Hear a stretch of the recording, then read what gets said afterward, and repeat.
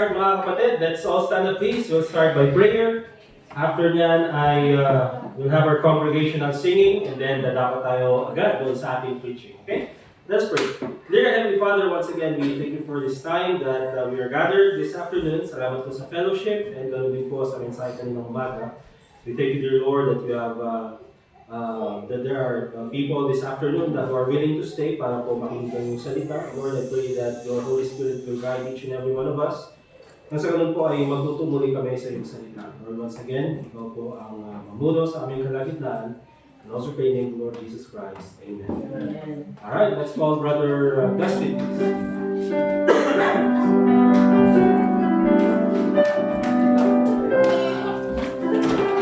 Let's open yung songbooks po sa Song 257, 257.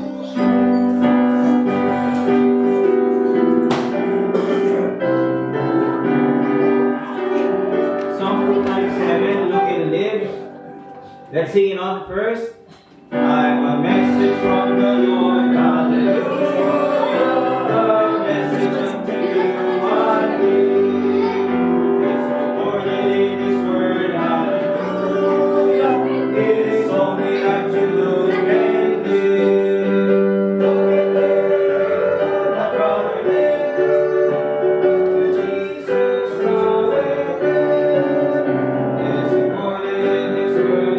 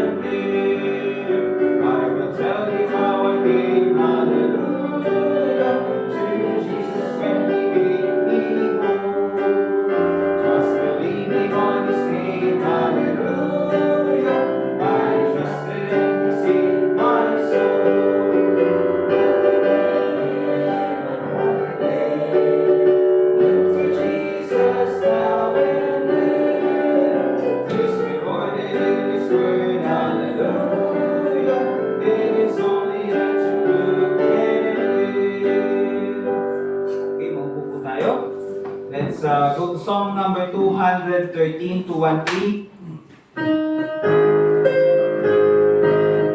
Baka yun po sa atin ito familiar sa atin na to. Hayaan yung kantayin ko na yung first verse and ulitin po natin until to the fourth verse po. So, let me sing it first. First verse.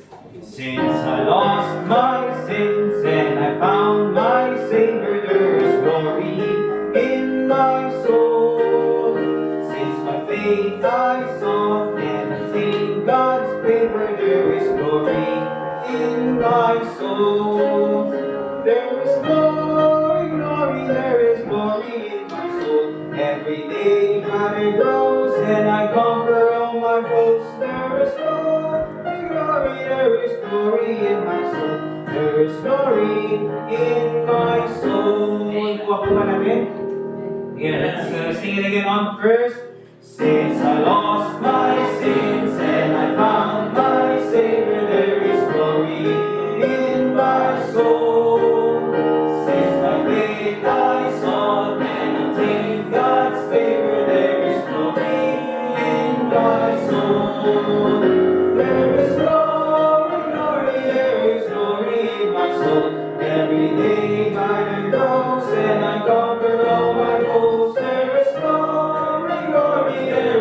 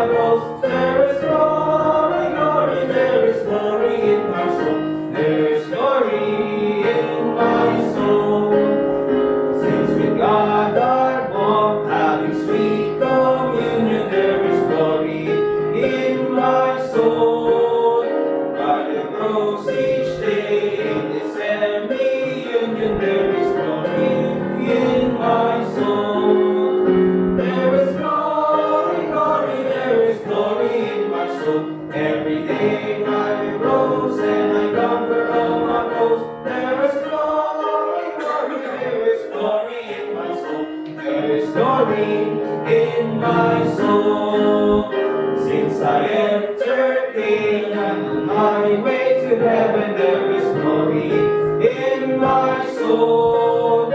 Since the day my life to the Lord was given, there is glory in my soul.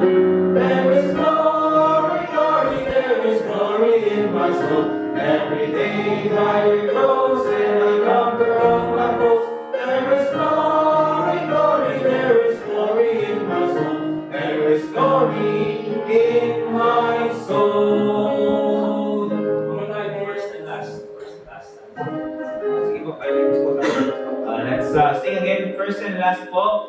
On the first, let's sing it again. Since I lost my sins, let's sing it on the first. Since I lost my sins and I found my Savior, there is glory in my soul. Since by faith I sought and obtained God's favor, there is glory in my soul.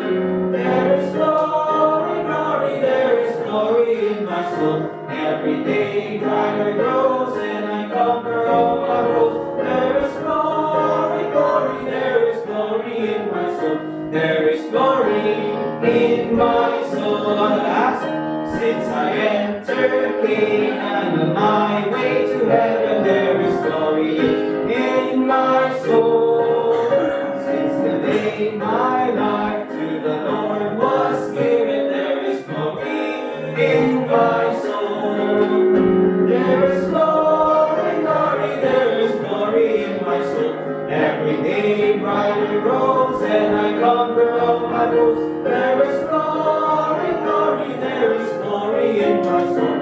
There is glory in my soul.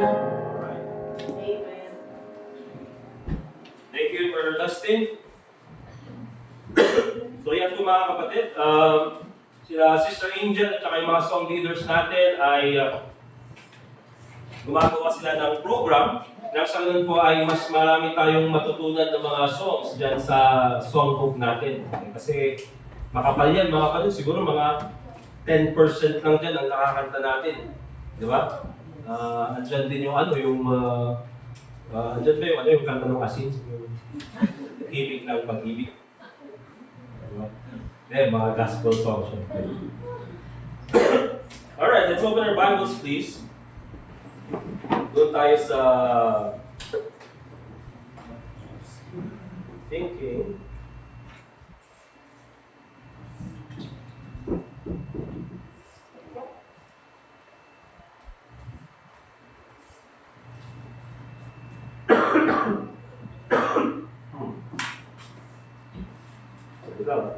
Iniisip ko kasi Romans chapter 8 o Romans chapter 5. Hindi ko alam ko.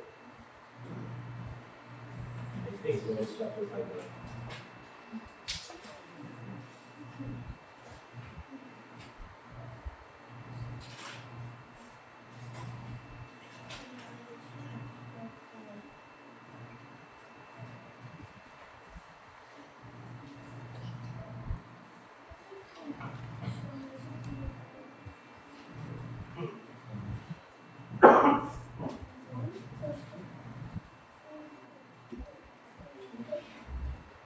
Tignan ko kung anong mas basic.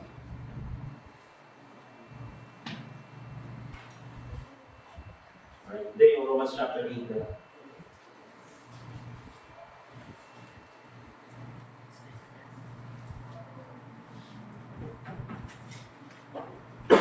Okay, Romans chapter 8. And we'll read po verse 31 and verse 39. So gagawin natin, we'll go a little bit basic doon sa ating pag-aaral ngayong hapon na ito. And we'll focus on, of course, eternal security when we talk about Romans chapter 8, verse 31. But ang titignan po natin mga kapatid is yung, ano ba yung basis ng ating eternal security? So it's not just something that's written by the Word of God. Pero yung eternal security natin mga kapatid has a very deep basis. Meron siyang napakalalim na foundation. And tulad ng sabi natin kaninang umaga, talking about the cornerstone. If mali yung foundation, mali din yung kalalabasan. Mali din yung kalalabasan ng building. And so we have to have a good foundation when it comes to our doctrine of eternal security. At kasama po dyan mga kapatid yung maintindihan natin na ano ba yung basis, ano ba yung foundation ng eternal security natin. When we say, once saved, you're always saved. When we say na hindi nawawala yung kaligtasan natin, mga kapatid, ano yung foundation nun? Ano yung basis nun? Okay?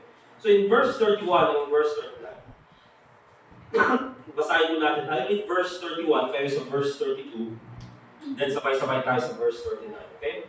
Verse 31, the Bible says, "What shall we then say to these things? If God be for us, who can be against us?" Verse 32.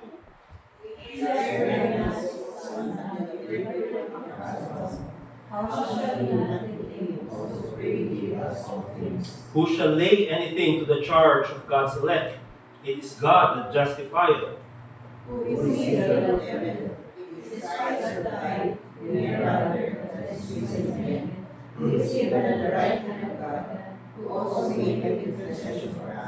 Who shall separate us from the love of Christ? Shall tribulation, or distress, or persecution, or famine, or nakedness, or peril, or sword?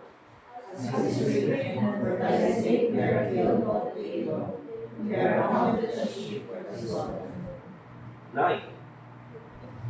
Nay. Nay. Nay. In all things, we are more than conquerors through Him that loved us. For I am persuaded that neither death, nor life, nor angels, nor principalities, nor powers, nor things present, nor things to come, nor Altogether, nor height, nor depth, nor any other creature shall be able to separate us from the love of God, which is in Christ Jesus our Lord. Okay? So, ano ba yung foundation, or the foundation of our eternal security? And of course, based dun sa binasa natin, mga kapatid, it's a simple answer. The reason why we say, once we are saved, you're always saved. The reason why we believe na once na ikaw ay maligtas, or nagtiwala kay Kristo bilang tagapagligtas, hindi ka na pupunta ng impyerno kahit na ikaw ay nakagawa ng kasalanan. The reason why we say that, mga kapatid, the foundation is the love of the Lord Jesus Christ. Pag-ibig, mga kapatid. Same thing, that our salvation, the basis is love. Okay? For God so loved the world, that He gave His only begotten Son, that whosoever believeth in Him should not perish but have everlasting life. And so yung pag-ibig na yan, mga kapatid, also napakarami nating explanation. Katulad ng justification by faith, or sanctification. There are so many terms na pwede natin gamitin. But simply to put it all, ang pinaka-basic at pinaka-madaling intindihin ng tao, bakit si Kristo namatay sa iyo is because God loves you. Romans 5:8, "But God commended His love toward us in that while we were yet sinners, Christ died for us." And that's also the reason why, once na nagtiwala ka kay Kristo bilang tagapagligtas, hindi na mawawala ang iyong kaligtasan. You know why? Because God loves you. Okay? So yun po yung titignan natin. So, sabi dito, because of Christ's love, unang titignan natin, because of the love of Christ, we cannot be condemned. Because we trusted in the Lord Jesus Christ, at tayo ay ligtas na, ibig sabihin, hindi na tayo pupunta ng impyerno. Notice first of all, in Romans chapter 8, verse 1, that's why, itong Romans chapter 8, mga kapatid, it cannot be claimed by regular people outside the church, or any other church members who have not trusted the Lord Jesus Christ as their Savior. Because in Romans chapter 8 verse 1, makikita po natin yung context na sabi ng Bible, "There is therefore now no condemnation to them which are in Christ Jesus." So ibig sabihin, mga kapatid, kung ikaw ay na kay Kristo, ikaw ay nanampalataya kay Kristo bilang tagapagligtas, there is only one place you're going when you die, and that is none other than purgatory. Mali po, mga kapatid, heaven. Because there's therefore now no condemnation. Pag sinabi natin condemnation, mga kapatid, para sa mga hindi nanampalataya kay Kristo, when they are condemned, ibig sabihin niyan, they only have one destination, and that is hell. Right? Katulad ng, for example, for example, kung mayroong death penalty dito sa ating bansa, ang tatawagin sa mga mabibigyan ng punishment ng death penalty are they are condemned to death. Right now, they are still walking doon sa prison, nandun pa rin sila, But there will come a time that they will be put to death because of their crime. Katulad din po yan ng mga buildings, mga kapatid. Sa mga buildings dito sa Baguio, may nag-i-inspect sa mga yan na galing sa City Hall. Okay? And then pag nakita na nila na ay hindi na akma, hindi na matibay yung foundation, and then napakarami ng crack at delikado na itong building na ito, ang sasabihin nila, this building is condemned. So even though nakatayo pa rin yung building na yan, kapag nandun na yung salitang condemned, later on, sisirain nila yung building na yan because it is condemned. Kaya marami pong tao dyan sa labas, mga kapatid, who have not trusted the Lord Jesus Christ as their Savior. Hanggang ngayon ay nananampalataya pa rin sa kanilang religion na magliligtas sa kanila. And even though buhay pa rin sila, they are living in sin, nangungurakot, or kung anong ginagawa mga kapatid, they are condemned. There will come a time that when they die, they will go to hell. But for us, sabi ng Bible, sa Romans chapter 8 verse 1, there is therefore now no condemnation to them which are in Christ Jesus. So kung ikaw ay na kay Kristo, ikaw ay ligtas, you are sure that you are not going to hell. Amen? If you are sure you're going to heaven, you are also sure you're not going to hell. Tama? So that's a simple analogy when it comes to the love of Christ. Because of Christ's love, you cannot be condemned. Yan po yung proclaim doon sa Romans chapter 8, verse 1. Look at for a while yung Ephesians chapter 1 verse 13.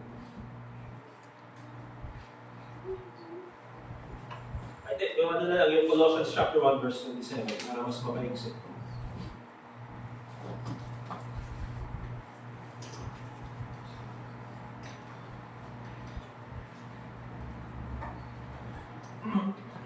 Yung isa ito minsan mga kapatid doon sa tinalaki kong topic dito sa church natin. In Colossians chapter 1 verse 27, the Bible says, to whom God would make known what is the riches of the glory of this mystery among the Gentiles, which is Christ in you, the hope of glory. So nakita niyo dyan mga kapatid, yung Christ in you. Tama ba mga kapatid? A while ago, doon sa binuksan natin in Romans chapter 8 verse 1, there is therefore now no condemnation to them which are in Christ Jesus. So, titignan natin, ano ba? Si Kristo ba ay nasa atin or tayo ay na kay Kristo? Is there a contradiction here? There is no contradiction here, mga kapatid. Ang ibig sabihin lang dito, mga kapatid, is that when talking about our salvation, both, they are correct answers. Christ in us, and we are in Christ. Anong ibig sabihin yan? Even until now, mga kapatid, mahirap i-explain. But the explanation or the simplest form na pwede natin i-explain ito, kaya ang tawag dito mga kapatid, is our union in Christ. That once we are saved, mga kapatid, we are joined together in Christ. Katulad ng, for example, kumuha ka ng tubig dyan sa gripo, okay? And then kumuha ka ng tubig na absolute, andun, di ba? So you have two glasses of water, and then ilagay mo sila sa isang pitcher. Pitcher. Sa isang pitcher. So, ilagay mo sila sa isang lalagyan. Alright? Now, once na nilagay mo yung dalawang baso ng tubig na yun, na galing sa different sources, once you put them together, hindi mo na makakahiwalay. Hindi mo na makikita, asan dito yung galing sa absolute? Asan dito yung galing sa gripo? You cannot, hindi mo na pwede paghiwalayin mga kapatid.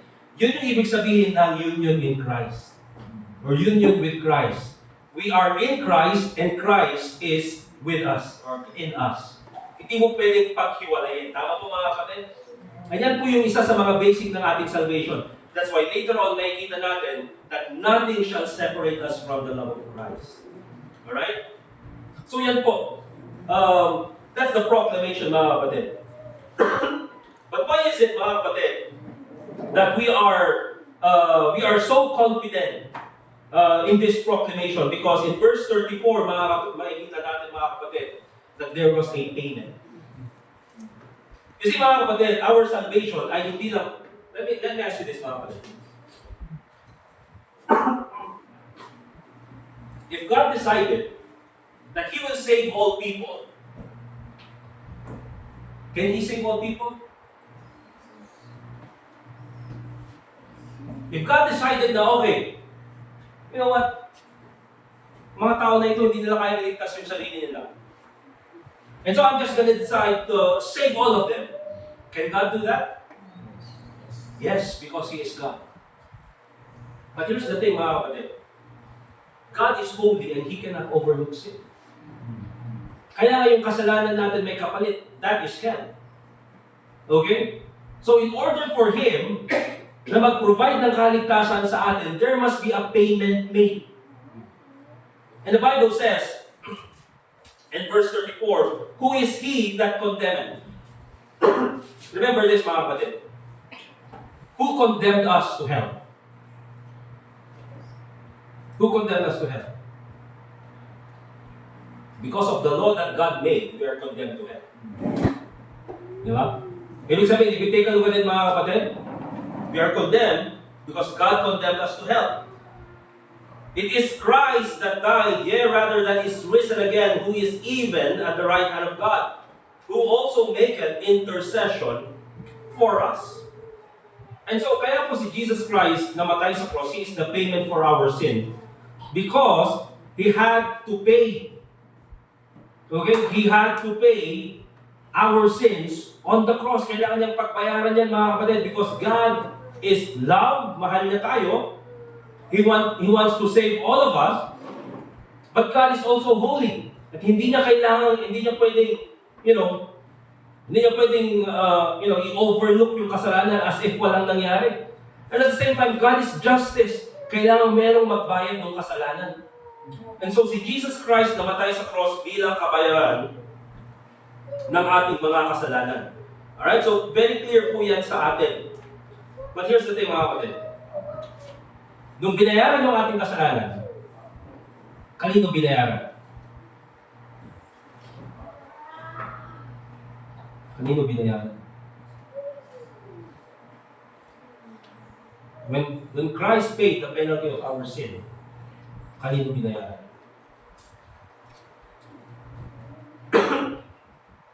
Well, sabi nung iba, binayaran kay Satanas. Remember this, mga kapatid. Kahit kailan walang utang ang Panginoon kay Satanas. Okay?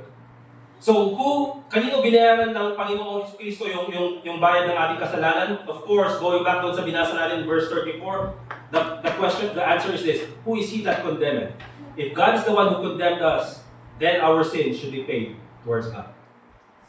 Okay? And so that's the payment, mga kapatid, of 1 Peter chapter 2, verse 24.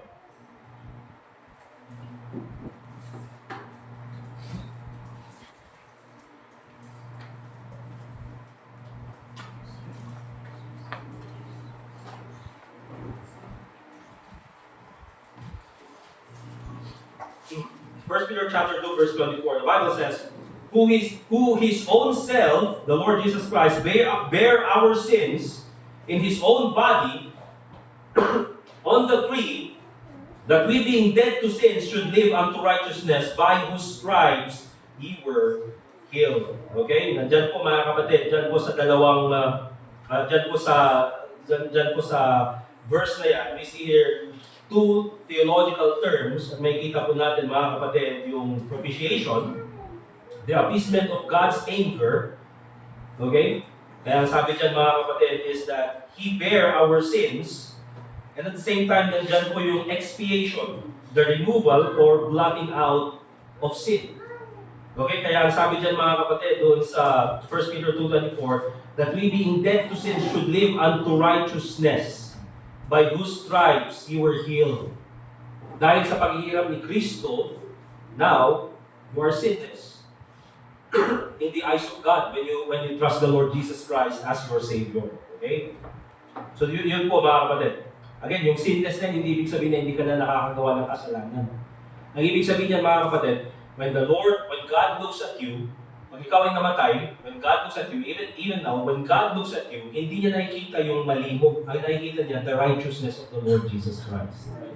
Okay? So that's the payment. That's the basis of our salvation. Because of Christ's love, we cannot be condemned. But also, dun sa verse 35,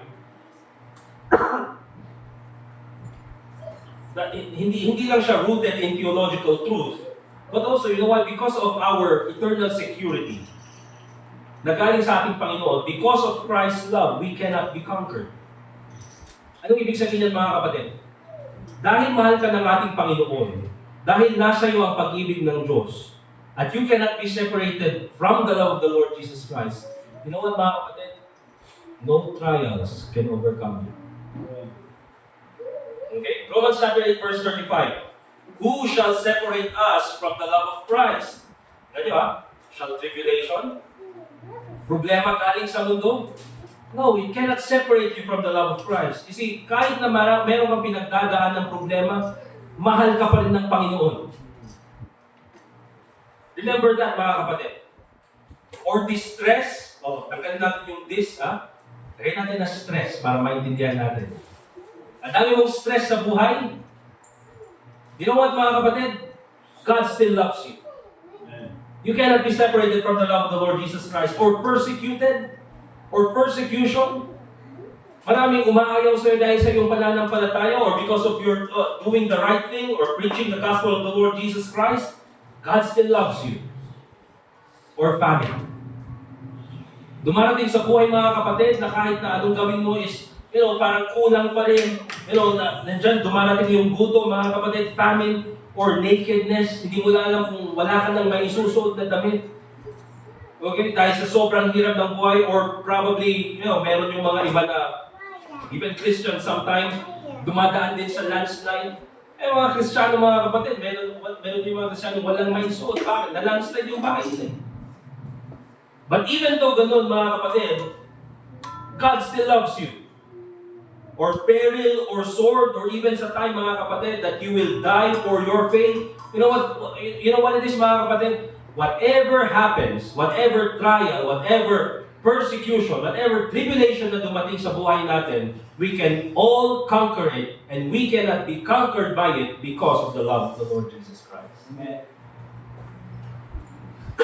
Kaya tignan mo, mga kapatid, lahat naman tayo dito may pinagdadaan ng problema, di ba? May problema sa trabaho, problema sa finances, problema sa personal, problema sa pamilya, problema sa career. Lahat may pinagdadaan ng problema. But despite all of those things, nagpapatuloy pa rin tayo. Despite all of those things, even though you doubt yourself, even though nadi-discourage ka, bakit ka nagpapatuloy pa rin? Because of the love of the Lord Jesus Christ. Look at John chapter 16, verse 33.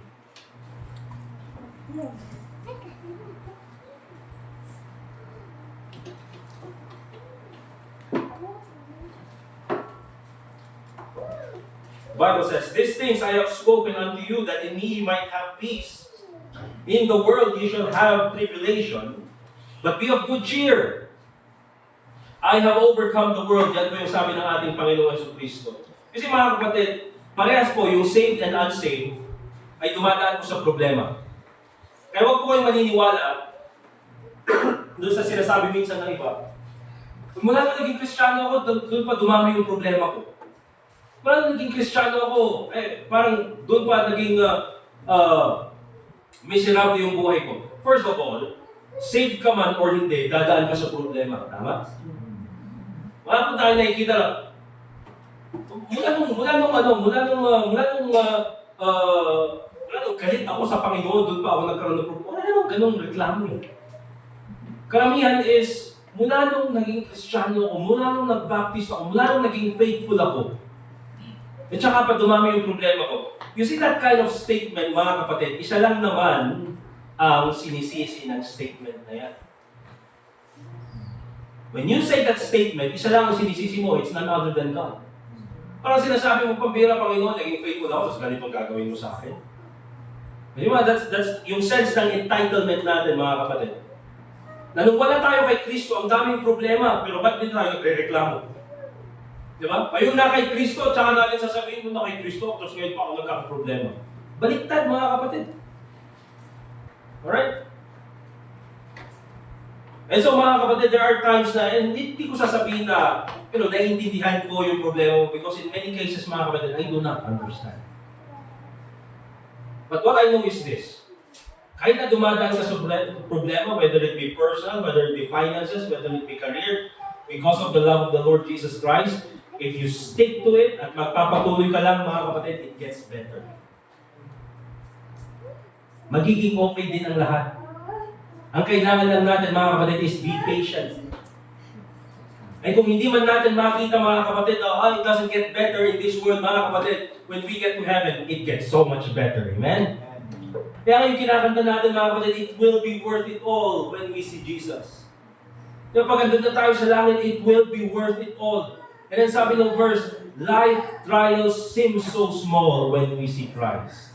Diba? Pag nandun ka sa langit and then babalikan mo lahat ng problema pinagdaanan mo noon, na iniyakan mo noon, na akala mo magugunaw ng mundo noon, napakaliit pala. Life's trials seem so small when we see Christ. One glimpse of His dear face, all sorrow will erase. So bravely run the race till we see Christ. Amen? So that's the trials. But also, mga kapatid, look at Romans chapter 8, verse 37.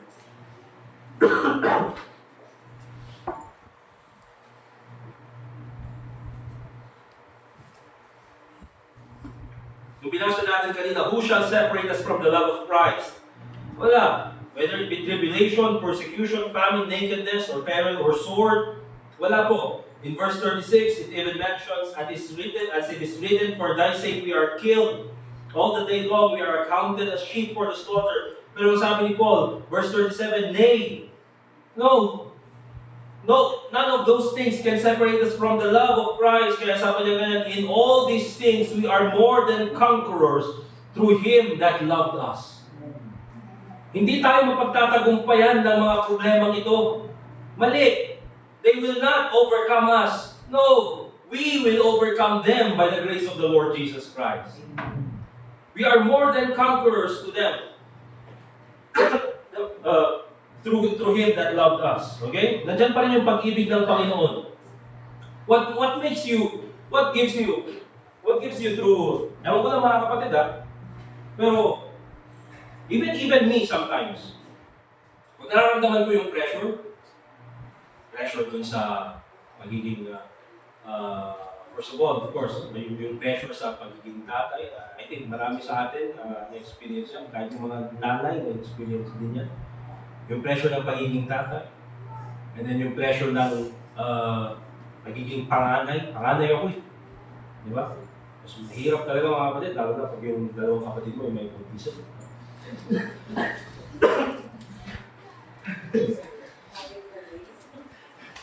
Joke lang.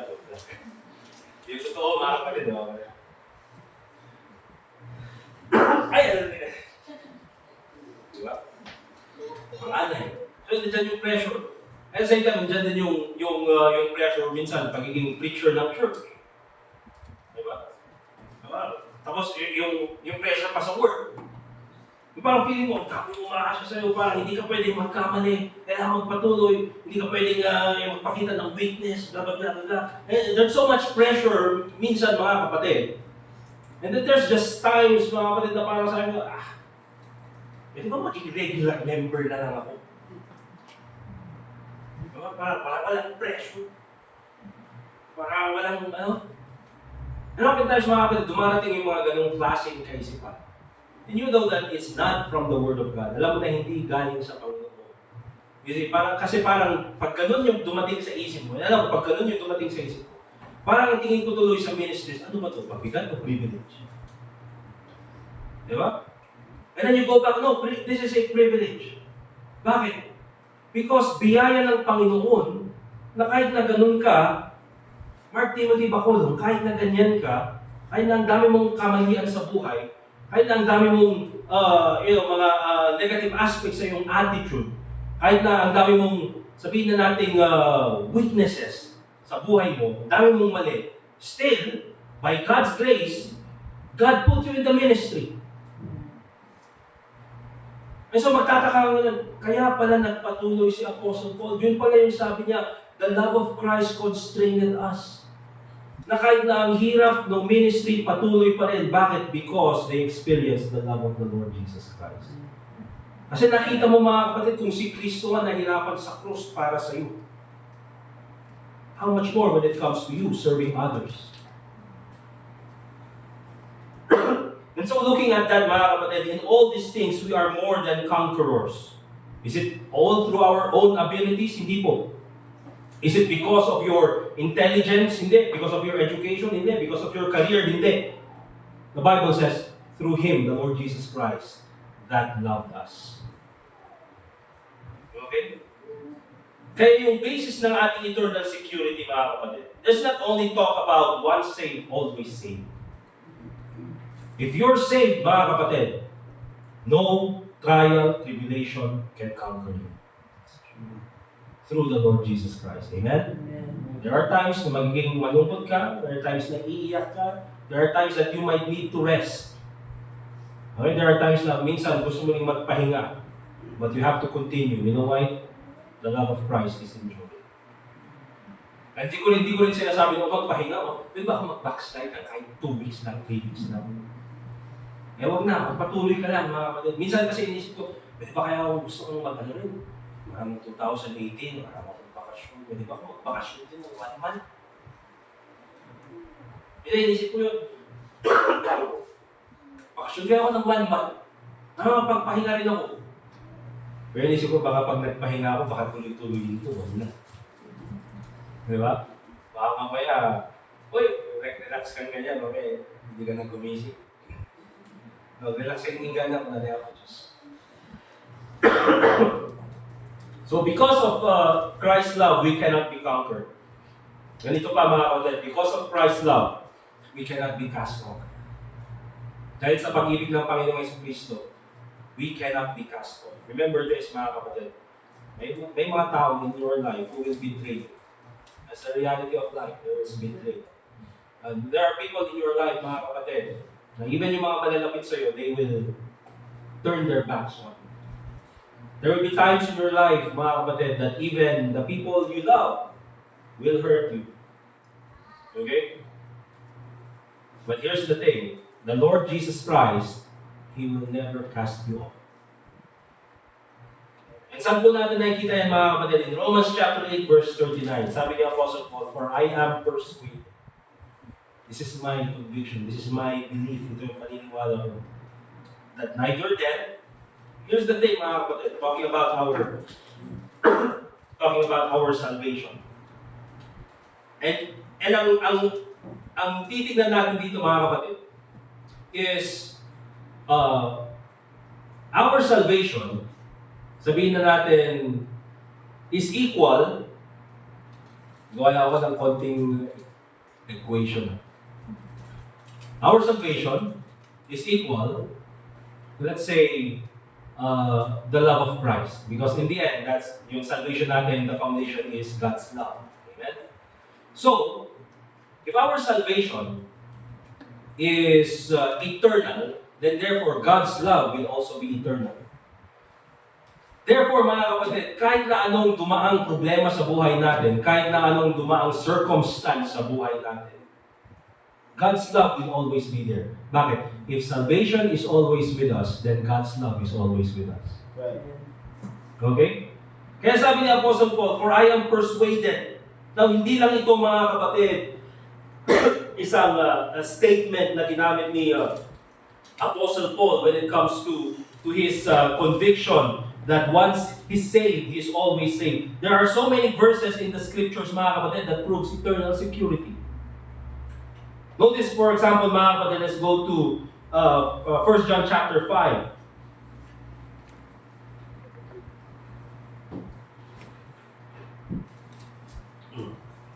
The Bible says in 1 John chapter 5, "These things have I written unto you that believe on the name of the Son of God, that ye may know that ye have eternal life, and that ye may believe on the name of the Son of God." You see mga kapatid, tayo mga Kristiyano, why do we believe that we have eternal life once we trust in the Lord Jesus Christ as our Savior? Because the Bible proves it.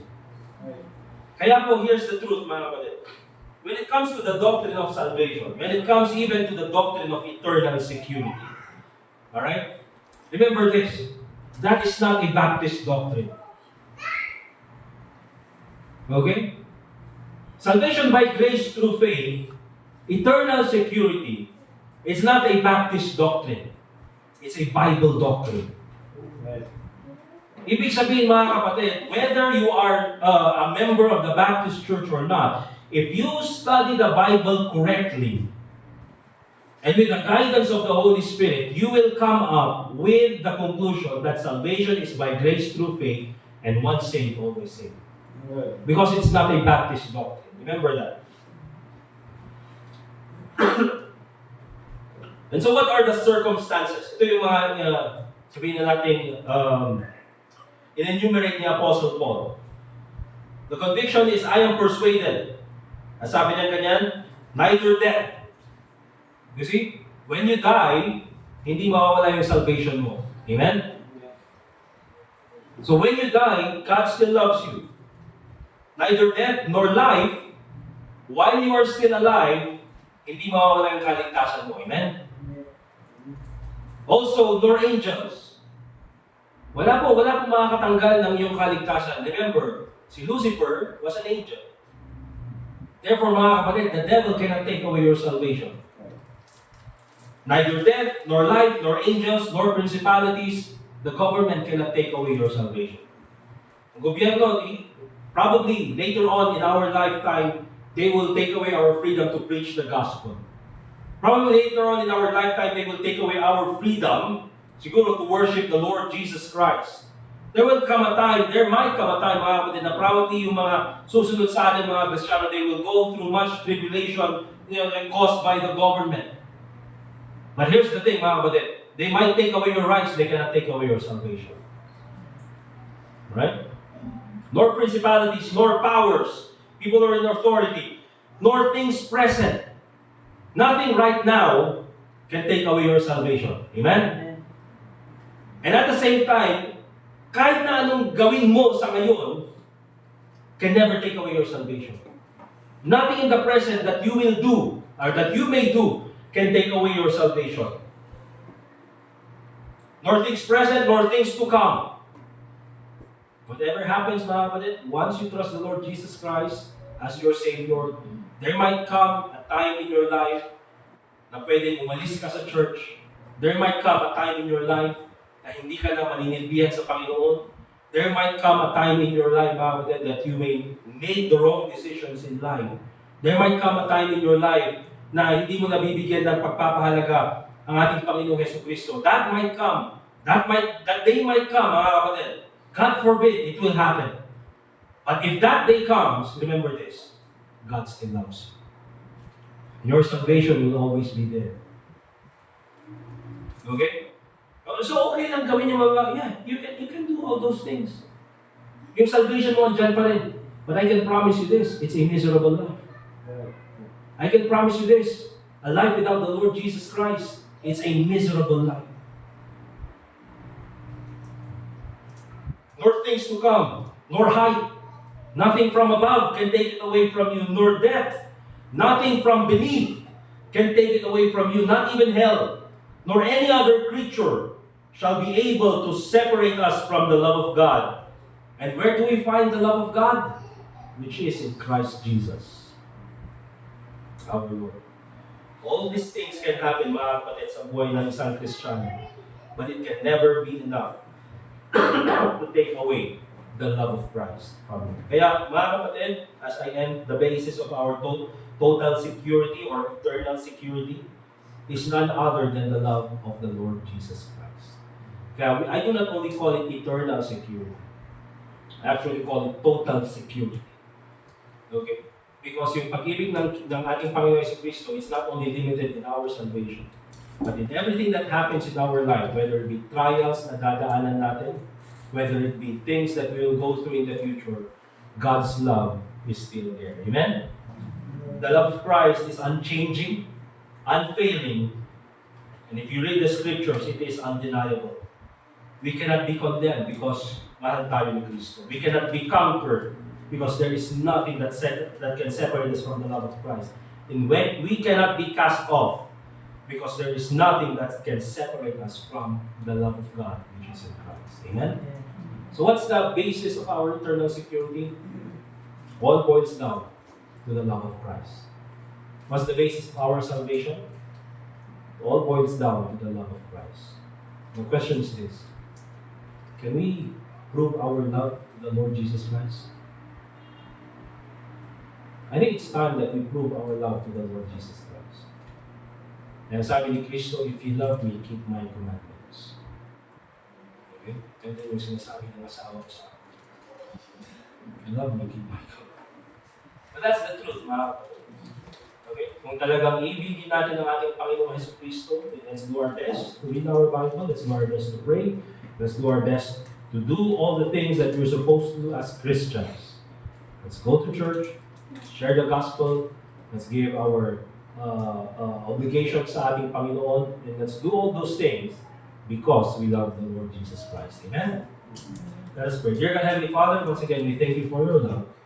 We thank you, Lord, na ang iyong pag-ibig envelops all our lives as Christians. It cannot be denied, Panginoon, in our salvation. We look at your love. And that's the only reason why we can say that we are going to heaven. Because you love us. Because you gave the Lord Jesus Christ to us. And also when it comes to the tribulations, trials that we go through in life, the reason why we can conquer them is because of your love towards us. And because there are many things that can distract us sa buhay. There are many things that can probably lessen our love for you, but your love remains the same towards us. So I pray, Lord, na ikaw po sana patuloy na mag-remind sa amin ng iyong pag-ibig. Patuloy mo po, Lord, na ipakita sa amin ang tunay na mga dapat namin malaman galing sa iyo sa salita. Lord, continue to bless this church, and as we continue on in our service, your name be glorified. And also pray in the name of the Lord Jesus Christ. Amen. Alright, so we're done. Amen? Ano yung maganda? 1:45. Alright, let's get our Bibles, please. Sorry. Let's get our songbooks, please. Let's open our songbooks 260.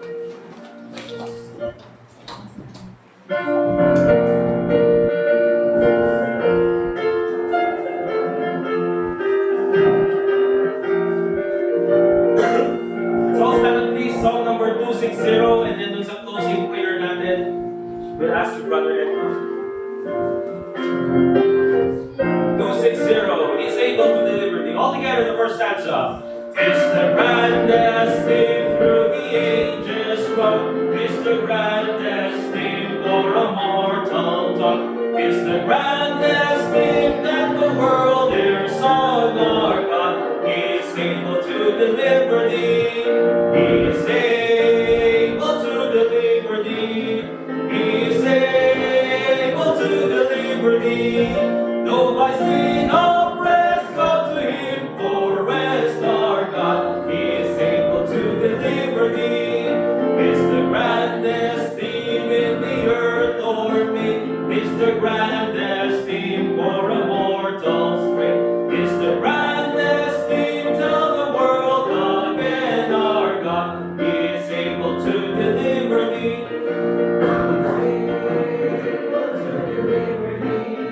He is able to deliver thee. Though by sin oppressed, go to Him for rest. Our God is able to deliver thee.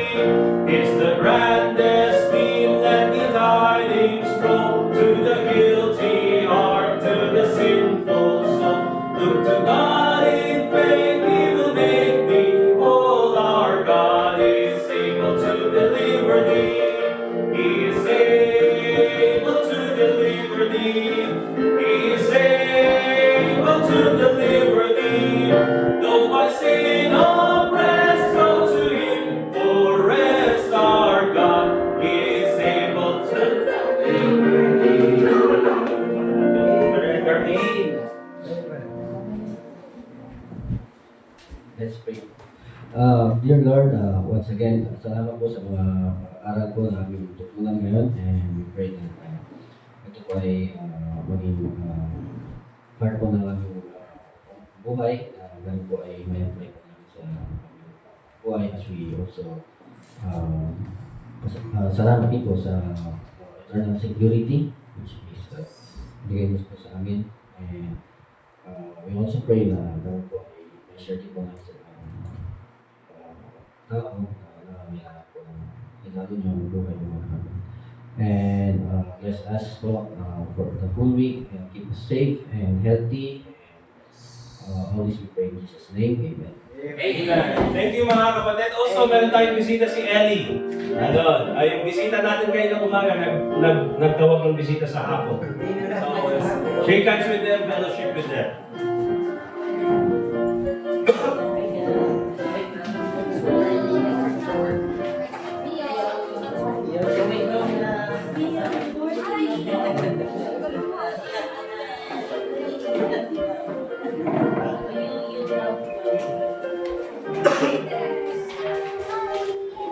Ellie, okay lang kasi ugaan yung...